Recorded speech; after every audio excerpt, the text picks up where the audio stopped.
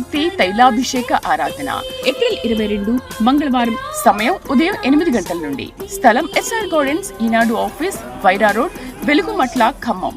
ప్రార్థనా శక్తి తైలాభిషేక ఆరాధన ఏప్రిల్ 24 గురువారం, గుంటూరు.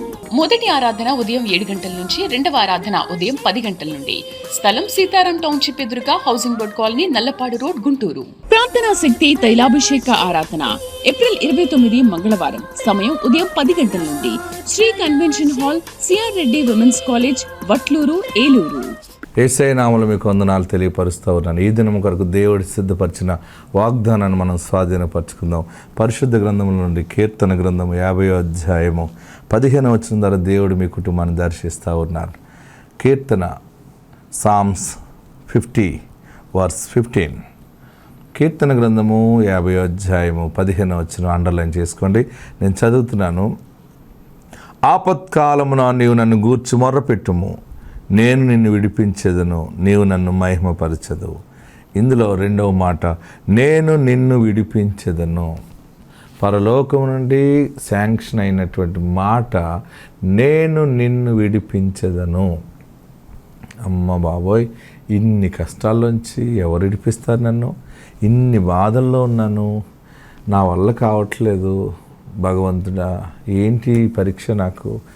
ఒకటి దాని వెనకాల ఒకటి పోయిందంటే ఇంకో సమస్య, ఇంకోటి నుంచి ఈ సమస్యను జాగ్రత్తగా నేను అధిగమించుతున్నానంటే మరొక బాధ, మరొక ప్రాబ్లం, మరొక సమస్య. నా వల్ల కావట్లేదు బాబు, ఇన్ని కష్టాలు నా వల్ల కావట్లేదు. ఎప్పుడు నాకు బ్రేక్ త్రూ అనేది ఉంటుంది, ఎప్పుడు నాకు విడుదల ఉంటుంది అని అనుకుంటున్నావు కదా. దేవుడి దినం నీతో మాట్లాడుతూ ఉన్నాడు. నేను నిన్ను విడిపించేదను అన్నాడు. అంతే, మనుషులు కాదు. నీ కోర్టులో, నీ కేసులో, నీ రోగము నుండి, నీ వ్యాధి బాధల నుండి, నీ ఆర్థిక ఇబ్బందుల నుండి ఎవ్వరు విడుదల చేయలేకపోతున్నారు, చేసేవాడు లేడు అని అనుకున్నావు కదా. ఒకడున్నాడు, నీకొకడున్నాడు. ఆయన సమాధి నుండి తిరిగి లేచిన పునరుద్ధానుడైన నజరేయుడైన యేసు అనే ఒక దైవ కుమారుడు ఉన్నాడు. ఆయన దినము నీతో మాట్లాడుతున్నాడు. నేను నిన్ను విడిపించెదను. ఇక అన్ని విషయాల్లో విడుదల, స్వతంత్రంగా బ్రతుకుతావు.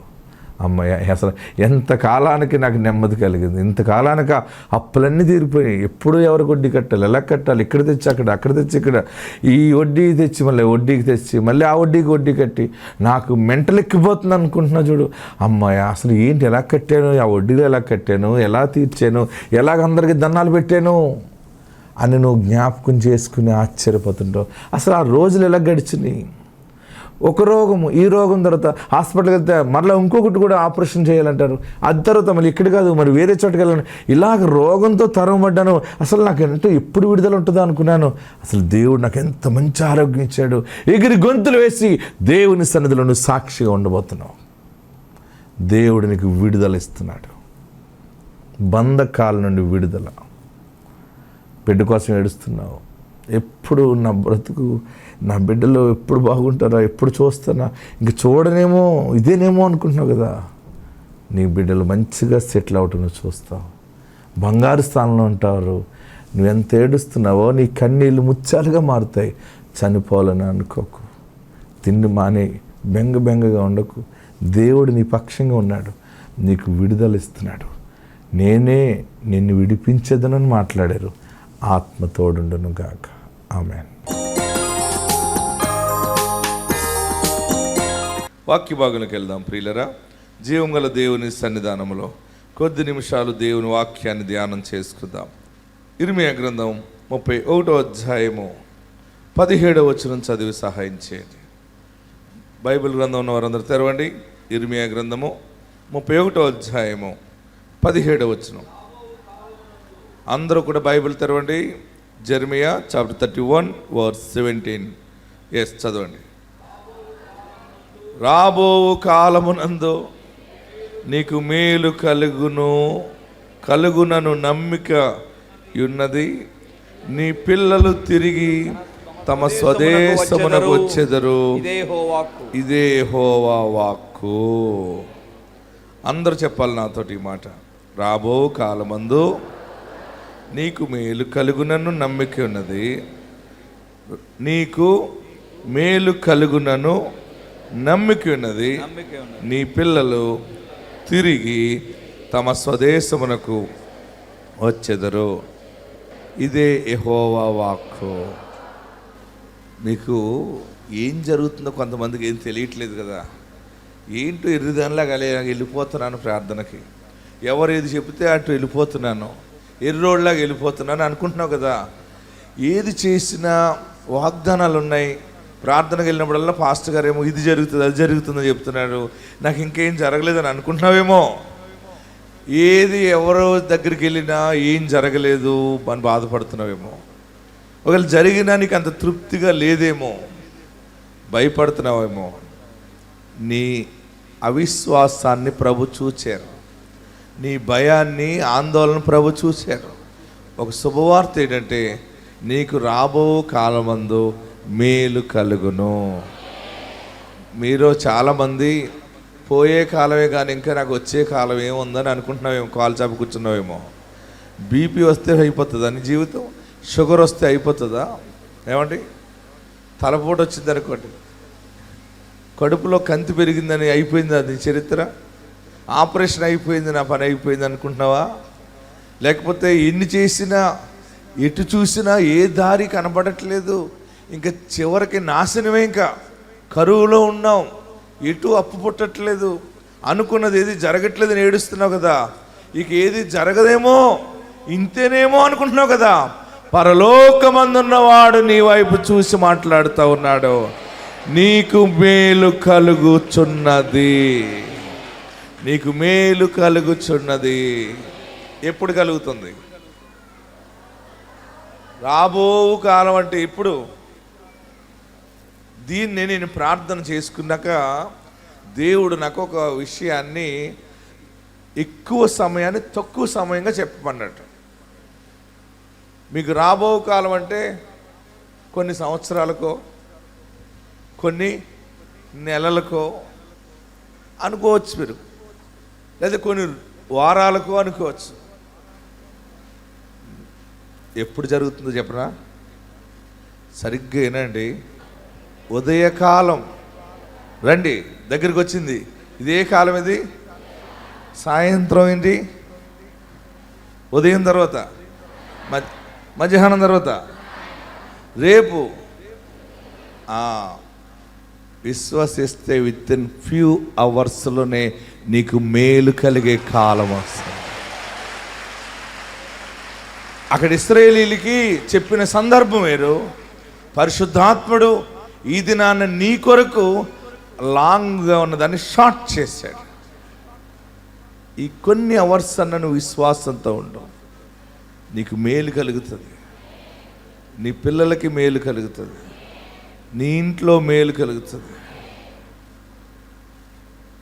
బైబిల్లో ఏమనంటే భార్య దొరికిన వానికి మేలు దొరుకును అని ఉంటే, ఒకడు అన్నాడట పెళ్ళి అయిపోయాక పాస్టర్ గారి దగ్గరికి వెళ్ళి, ఏమండి బైబిల్లో వాక్యం చెప్పారు మళ్ళీ చెప్పండి అన్నాడట. అదే బాబు, భార్య దొరికిన వానికి మేలు దొరికినట్టే. మేలు దొరకలేదండి, నాకు తేలు దొరికిందండి అన్నాడట. ఏంటంటే రోజు కరిచేస్తుందండి బాబు, నన్ను కాల్చేస్తుందండి అన్నాడట. రోజు కుట్టేస్తుందట. తేలు చాలా డేంజర్గా కొడుతుంది. వాక్య భాగాలకు వెళ్దాం. మేలు కలిగే సమయంలో మీరున్నారు, భయపడకండి. నీకు దారి కనపడకపోయినా ఆకాశం నుండి దేవుడు ఏదో ఒక ద్వారము తెరుస్తాడు. అప్పులు ఎలా తీరుతాయి, వడ్డీలు ఎలా కట్టాలి, నా వల్ల కాదు. ఈ రోగం ఎలాగపోతుంది? డాక్టర్ ఈ మధ్య ఏం చెప్పారంటే నీ జీవితాంతం మందులు వేసుకోవాలని చెప్తున్నారు. ఎలాగని ఏడుస్తున్నావు కదా. శుభవార్త ప్రకటించబడుతుంది. నువ్వు సాయంకాలంలో కూడా అద్భుతం చూడగలవు, రేపు ఉదయ కాలంలో అద్భుతం చూడగలవు. రాబో కాలం అది. ట్రాన్స్లేషన్లో తెలుగు ట్రాన్స్లేషనే మనం తీసుకుందాం. కమింగ్ ఇయర్స్ అనలేదు అక్కడ, వచ్చే రోజులో కాదు. అక్కడ సందర్భం చాలా పెద్ద సమయం అది. కానీ నేను ఆత్మచేత నింపబడి దేవుని సన్నిధిలో మనందరికీ పోరాడి తెచ్చుకున్న సమయము సాయంకాలము. హల్లెలూయా. మీ అందరికీ ఆశీర్వాదాన్ని ప్రకటిస్తున్నాను. నేను చదువుతున్నప్పుడు ఆమెన్ ఆమెన్ ఆమెన్ అంటూ ఉండండి. 1 2 3. రాబో కాలమునందు నీకు మేలు కలుగును అను నమ్మిక ఉన్నది. నీ పిల్లలు తిరిగి తమ స్వదేశమునకు వచ్చేది. మొదటగా మీకు మేలు కలుగుతుంది. నువ్వు దేనికోసం ఏడుస్తున్నావో, ఏం అడుగుతున్నావో, ఒక్క మేలైనా చూడలేదేమో అని ఏడుస్తున్నావేమో. చేసిన మేలు మర్చిపోయినా కానీ పర్వాలేదు, కానీ మరొక మేలు చేసే దేవుడు ఒక మేలుకరమైన కార్యము జరిగించబోతున్నాడు. అది మీరు చెక్ చేసుకోండి. మరలా నెల మీరు నాకు చెప్పాలి. అది మీ విశ్వాసము బలముగా ఉంటే వెంటనే చూసేస్తారు. నేను దానిని ఈ యొక్క తెలుగులోని తర్జుమాని ఆత్మ సంబంధంగా తీసుకుని ప్రకటిస్తున్నది ఏంటంటే, ఏదో కాలము కాదు, ఎప్పుడో కాదు, నువ్వు ఇప్పుడు వింటున్నావు. నువ్వు బలంగా నమ్మితే సాయంకాలము కూడా ఉంది.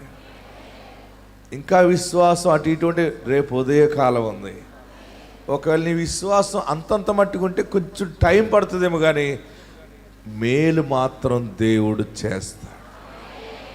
ఏదో అద్భుతం జరుగుతుంది, భయపడకండి. డబ్బు నీ ఇంటికి వస్తుంది. ఎలాగొస్తుందంటే వస్తుంది అంతే, ఆశ్చర్యకరంగా వస్తుంది అంతే. ఆయన చేయగల సమర్థుడు. ఆమేన్.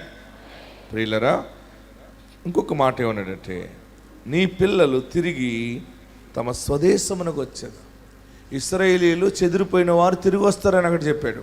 ఈరోజు పరిశుద్ధాత్ముడు చెప్పేది ఏంటంటే, నీ పిల్లలు, నీ భర్త అయినా నీ పిల్లలైనా మరి అనుకోకుండా నీ క్రమశిక్షణ దాటి సాతానుడి చేతిలోకి వెళ్ళిపోయారేమో, దుష్టుడి చేతిలోకి వెళ్ళిపోయారేమో, లేకపోతే దుష్ట సాంగత్యములోకి వెళ్ళిపోయిందేమో నీ బిడ్డ. నీ కుమారుడు త్రాగుడు, వ్యభిచారము, ఈ లోక సంబంధమైనటువంటి వాటికి అలవాటు పడిపోయి వాటిలో లోక స్నేహంలో కలిసిపోయాడేమో. అయ్యా, నా కొడుకుని ఎప్పుడు మారుస్తావు బాబు? నా బిడ్డ పలానా వ్యక్తిని ప్రేమిస్తుంది, ఆ బిడ్డను విడిచిపెట్టి ఎప్పుడు తీసుకొస్తావు బాబు? ఆ సంబంధం మాకొద్దు, ఆ పిల్లవాడు మంచివాడు కాదు అని ఏడుస్తున్నావు కదా. దేవుడు మరలా పట్టుకుని నీ బిడ్డని చేతికి అప్పగించబోతున్నాడు. ఆమేన్, హల్లెలూయా. నీ పిల్లలు శత్రువుని దేశముల నుండి వస్తారు. శత్రువు అనేవాడు ఒకడున్నాడు. మన చుట్టూ మన పిల్లల్ని, మనల్ని ఎప్పుడు మృంగుదునా అని గర్జించు సింహం అలా ఎదురు చూస్తూ ఉన్నాడు. ప్రియులరా, నీ భర్తని బహుశా సాతానుడు ట్రాక్ మార్చాడేమో. అయ్యా, నా భర్త ఇలా మారిపోయాడు, నా భర్తను మార్చు బాబు అని అడుగుతున్నావు కదా. తెలియకుండా ప్రేమగా చూసుకునే భర్త, నిన్నెంతో ప్రేమించే భర్త, నీ బిడ్డలను ప్రేమించే భర్త మిమ్మల్ని ద్వేషించి పనికి రాని వాళ్ళని ప్రేమిస్తూ ఆ సహవాసంలోకి వెళ్ళిపోయాడు. ఆ సహవాసంలోకి వెళ్ళిపోయాడని ఏడుస్తున్నావేమో, బాధపడుతున్నావేమో, ఎక్కిక్కబడి ఏడుస్తున్నావేమో. దేవుడి దినాన్ని నీతో సూటిగా మాట్లాడుతున్నాడు. ఆ శత్రువు చేతుల నుండి దేవుడు తెచ్చి మరలా నీ చేతికి అప్పగించబోతున్నాడు. నీ కుటుంబాన్ని, నీ బిడ్డని, నీ కుమారుణ్ణి, నీ మనవల్ని శత్రువుని చీకటిలో నుండి దేవుడు మరలా వెలుగులోనికి తీసుకురానై ఉన్నాడు. గట్టిగా హల్లెలూయా చెప్పండి, హల్లెలూయా చెప్పండి. మనకు సహోదరు ఫోన్ చేసింది, అయ్యగారండి బిడ్డలాగా తెలియకుండా వేరే మనుషుల్ని ఇష్టపడి ప్రేమించిందండి, వద్దని చెబితే ఇంకెప్పుడు నేను అలా చేయనమ్మా అన్నదండి. తీరా చూస్తే రోజు అర్ధరాత్రి గట దుప్పటి కప్పుకుని మాట్లాడుతుందంట. మంచం మీద పడుకుని ఎవరికి తెలియకుండా రగ్గు కప్పుకుని ఫోన్ మాట్లాడుతుంది. అయ్యగారండి ఇలాగుందని ఎక్కెక్కబడి ఏడ్చింది. చాలామంది పిల్లలు త్రోవ తప్పిపోయారని తల్లిదండ్రులు ఏడుస్తూ ఉన్నారు. అయ్యా, నా కొడుకు చేయకూడని పనులు చేస్తున్నాడు, నా కుమార్తె ఇలాంటి పనులు చేస్తాను, నా కోడలు ఇలా మారిపోయింది, మా సంసారం ఇలా పాడైపోయింది, ఎవరికైనా తెలిస్తే ఎంత సిగ్గు అని ఏడుస్తున్నావు కదా. స్లోగా నిన్ను ఆవరించిందేమో, నీ కుటుంబంలోకి అడుగు పెడుతుందేమో. దేవుడు సాతానుని బంధించి దేవుడు ఆ బంధకాల నుండి నీ పిల్లల్ని బయటకు తీసుకొస్తా ఉన్నాడు. అందుకని 16వ వచనంలో అంటాడు దేవుడు అద్భుతమైన మాట, యెహోవా ఈ ఆజ్ఞ ఇచ్చుచున్నాడు. చెప్పాలి, చదవాలి. ఏడవక ఊరుకొనుము. హలో, కన్నీళ్ళు విడుచుట మానము. నీ క్రియ సఫలమైంది. ఏడవక ఊరుకొనుము. చెప్పండి, గట్టిగా చెప్పాలి. యెహోవా ఆజ్ఞ ఇచ్చుచున్నాడు. ఏమంటున్నాడంటే ఏడవక ఊరుకొనుము, నీవు కన్నీళ్లు విడుచుట మానుము, నీ క్రియ సఫలము. జనులు శత్రువుని చేతిలో నుండి, దేశములో నుండి తిరిగి వచ్చెదరు. ఆమేన్. గట్టిగా హల్లెలూయా చెప్పండి. ఇంకా గట్టిగా హల్లెలూయా చెప్పండి. ఇంకా గట్టిగా హల్లెలూయా చెప్పండి. రాబో కాలమందు నీకు మేలు కలుగును. మీకు మేలు కలుగుతుంది. మేలు కలిగినప్పుడు మీరు ఏం చేయాలి? మీరు అనుకున్నది జరిగింది అనుకోండి, ఆశ్చర్యకరంగా జరుగుతుంది. ఇప్పుడు ఏం చేయాలి? మీరు మీ ఇంటి దగ్గర కృతజ్ఞత కూటాలు పెట్టుకోవాలి. లేదా మీకు దగ్గరగా ఉన్న సంఘంలోకి వెళ్ళి చిన్న సాక్ష్యం ఇచ్చి, దేవుడు నా జీవితంలో ఈ అద్భుతం చేశాడని ఆ సంఘంలో ఉన్న వాళ్ళకి ఏదైనా స్వీట్, ఏదైనా పలహారం పెట్టి సమాజంలో నిలబడి యేసుని ఘనపరచాలి. ఆమేన్. గట్టిగా హల్లెలూయా చెప్పండి. మీరు మీ ఊర్లో ఉన్న ప్రార్థనా మందిరాలకు వెళ్ళండి, మీకు ఇష్టమైన సంఘాలకు వెళ్ళండి, మీ కాపర్లని ప్రేమించండి. ప్రియులరా, సంఘంలో నిలబడి మీరు సాక్ష్యం చెప్పండి. మన దర్శనం ఏంటంటే సంఘాలు బలపడాలని, అనేక మంది రక్షించబడాలని ఒక సదుద్దేశంతో మనం చేస్తూ ఉంటాం. అర్థం చేసుకున్నవారు అర్థం చేసుకుంటారు, అర్థం చేసుకోలేని వారు రాబో కాలం ముందు అర్థం చేసుకుంటారు. ఆమేన్. హల్లెలూయా. గట్టిగా హల్లెలూయా చెప్పండి. ఎవరిని ఏం అనకండి. మా ఇసాక్ పాస్టర్ గారిని ఏమనంటే ఊరుకొని అనకండి. మీరు ఏదైనా అంటే మీ చర్చికి రావటం మానేస్తానద్దు. మీరు మీ సంఘాన్ని ప్రేమించాలి. మీ గ్రామంలో ఉన్న ప్రార్థనా మందిరాలకు వెళ్ళాలి. మీ సేవకులను గౌరవంగా చూడాలి. హల్లెలూయా చెప్పండి. ఇంకా గట్టిగా హల్లెలూయా చెప్పండి. మేలు కలుగుతుంది. లేదా ఎవరినైనా తీసుకొచ్చి మీ ఇంటి దగ్గర కృతజ్ఞత కూటం పెట్టుకోండి. ఇది జరగబోతుంది. మనం మేలు ఎలా జరుగుతుందో ఆలోచించకూడదు. మనం ఎలా సాక్ష్యం చెప్పాలో ఆలోచించాలి. అది విశ్వాసం అన్నమాట. నేను అడిగాను ఇల్లు, నేను అడిగాను మగబిడ్డని, నేను అడిగాను గర్భఫలము, నేను అడిగాను అప్పులు తీర్చమని, నాకు బిడ్డకు ఉద్యోగం ఇవ్వమని అడిగాను, దేవుడు చేశాడు. ఓకే, నేను ఎలా నిలబడాలి, ఎలా బైబిల్ పట్టుకోవాలి, ఎలా మైక్ తీసుకుని యేసు నామంలో సాక్ష్యం ఎలా చెప్పాలి, ఎంత అందంగా చెప్పాలో అది ఆలోచించుకోవాలి. హల్లెలూయా చెప్పండి. ఒక చోట కూటం జరుగుతుంది.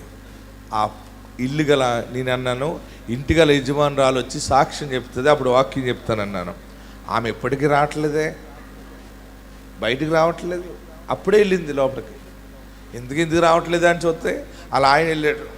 నేను పిలుచుకొస్తానండి నన్ను పెద్ద మగవాళ్ళగా. ఎందుకు ఆమె ఏం చేస్తుందంటే అప్పుడే లిప్స్టిక్ వేసుకుని అప్పుడే అంతా మేకప్ అవుతుందంట. మళ్ళీ వచ్చేస్తుందండి అన్నాడు. నేనన్నాను వచ్చేస్తుంది అంటున్నావు, రావట్లేదు ఏంటి అన్నాను. నాకు చెప్తున్నాడు కొంచెం మేకప్ వేసుకుంటుందండి. అంటే తన ఆలోచన ఏంటంటే నేను నిలవబడి మంచి అందంగా నిలబడి సాక్ష్యం చెప్పాలనుకుంటున్నాను. మీరు కూడా పౌడర్లు వేసుకుని చెప్పండి, రాసుకుని పూసుకుని చెప్పండి, ఎలాగైనా చెప్పండి, కానీ యేసుని గణపరచండి. మన దేవుడు ఐశ్వర్యవంతుడు. ఆయన తప్పక ఐశ్వర్యం ఇచ్చి తీరుతాడు. నూతన గృహాన్ని ఇస్తానని ఇచ్చి తీరుతాడు. నిన్ను సమకూర్చుతాడు. నీకు నిజముగా ఉపకారము చేస్తాడు. మీరు భయపడకండి. దేవుడు నాకు ఇచ్చిన వరముతో నేను మీకు ప్రకటిస్తూ ఉన్నాను. మీరు బ్రతకండి. కార్యములు జరిగే సమయం ఇది. రాబో కాలమందు నీకు మేలు కలుగునని నమ్మిక ఉన్నది. ఆమేన్. అందుకని ఏమన్నాడంటే 16వ వచనంలో, ఇక ఏడవక ఊరుకొనుము. కొంతమంది ఉట్టుట్టి ఏడుపు ఏడుస్తారు. ఏంటి? కొంతమంది దుఃఖం వేరుగా ఉంటుంది. మనదంతా మాయలోకమే. కానీ ఆ ఏడుపులు సంగతి దేవుడు చూస్తున్నాడు. మన నటన దేవుడు చూస్తున్నాడు. కానీ నిజముగా ఏడ్చే వాళ్ళు ఉన్నారు ఇక్కడ. నిజముగా అయిన ఏడుపు ఉంటుంది, దుఃఖం ఉంటుంది. నా కొడుకు సెటిల్ కాలేదు, నా కొడుకు పెళ్లి చేయలేకపోయాను, నా కుమార్తె పెళ్లి చేయలేకపోయాను దేవా, అప్పులు తీర్చలేకపోయాను, ఇల్లు కట్టలేకపోయాను, నేను ఏ విషయంలో కూడా విజయం సాధించలేదు, నాది ఇలాగ దరిద్రం బ్రతుకైపోయింది బాబు అని ఏడుస్తున్నావు కదా, నీవు కన్నీళ్ళు విడవటం ఆయన చూచాడు, నీవు ఏడవటం చూశాడు. ఈరోజు నీతో మాట్లాడుతున్న గొప్ప మాట ఏంటంటే, ఏడవక ఊరుకొనుము. ఏమన్నాడు? కన్నీళ్లు విడుచుట మానుము. ఏడుపు ఇక్కడి నుంచి ఇలాగ వస్తుంది, కన్నీళ్ళు అంతరంగంలోంచి వస్తాయి. హల్లెలూయా చెప్పండి ప్రియులరా. ఏడవకండి. శుభవార్త తీసుకొచ్చాను మీ అందరికీ. రాబో కాలమందు మీకు మేలు కలుగును. నీ క్రియ సఫలమైంది. మీరు అనుకున్న పనులన్నీ సఫలమైనవి అని చెప్తున్నాను అంతే. మీరు నమ్మితే గట్టిగా చప్పటి కొట్టి ప్రభువుని స్తుతించండి. దేవుడు మీ పక్షముగా ఉన్నాడు. రాబో కాలమందు నీకు మేలు కలుగును. నీ పిల్లలను మరలా వెనక్కి తీసుకొస్తాను. ఒక్కో పిల్ల ఒక్కొక్కటికి ఇష్టపడి అలాగే వెళ్ళిపోతుంది. రైల్వే స్టేషన్ దాకా వెళ్ళాక తెలుస్తుంది, అయ్యి బాబోయ్ కరెక్ట్ కాదని వచ్చింది. ఒక అమ్మాయి ఒకటితో వెళ్ళిపోతుంది, ఒక అబ్బాయి ఒక అమ్మాయితో వెళ్ళిపోతారు. అయ్యో నా పిల్లవాడు ఎలాగ వెళ్ళిపోయాడు, నా పిల్ల ఎలా వెళ్ళిపోయింది, ఈ మధ్య లవ్లో పడిపోయిందని పాస్టర్ గారు అని ఏడ్చింది ఒక ఆమె. ప్రియులరా, మీ పిల్లల విషయంలో భయపడకండి. దేవుడు మరలా మంచి దారిలోకి తీసుకొస్తాడు.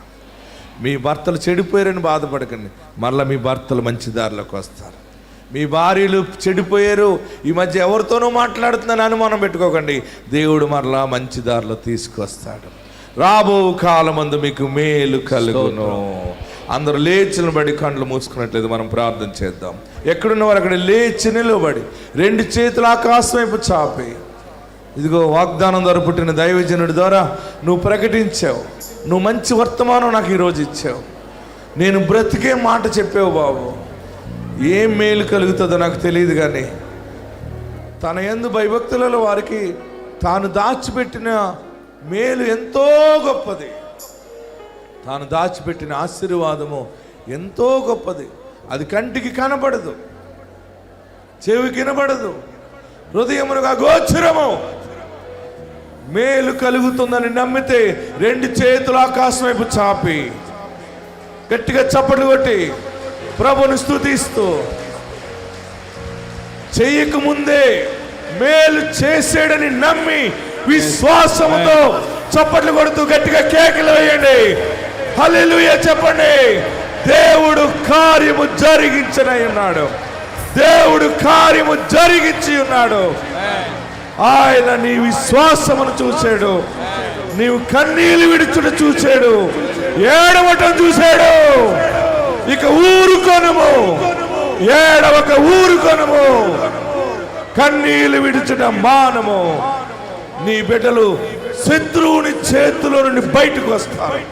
శత్రువుని దేశములో నుండి, చెడిపోయిన కుటుంబంలోకి వెళ్ళిపోయిన బిడ్డను మరలా దేవుడు తీసుకొస్తాడు, మరలా నీ చేతికి అప్పగిస్తాడు.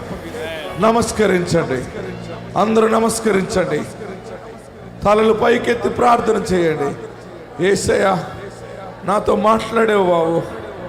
బ్రతకాలని లేని సమయంలో నేను బ్రతకాలనేటువంటి రీతిలో మాట్లాడేవా? నీ మాట నిన్ను నమ్ముతున్నానయ్యా. రాబో కాలమందు నీకు మేలు కలుగునని నమ్మకము ఉన్నది. నువ్వు మేలు చేయకపోతే బ్రతకలేనయ్యా, నువ్వు కనికరించకపోతే బ్రతకలేను బాబు. అందరూ ప్రార్థన చేయండి. యేసయ్యా, నీ ఎదుట చేసిన పాపమును క్షమించండి, పరిశుద్ధపరచండి, పవిత్రపరచండి. నీవు పాపములను క్షమించేవాడివి, పాపమును కడిగి వేసేవాడివి. కల్వరి శిలువలో కార్చిన అమూల్యమైన రక్తం ద్వారా నా పాపములు కడుగు అని అడుగు.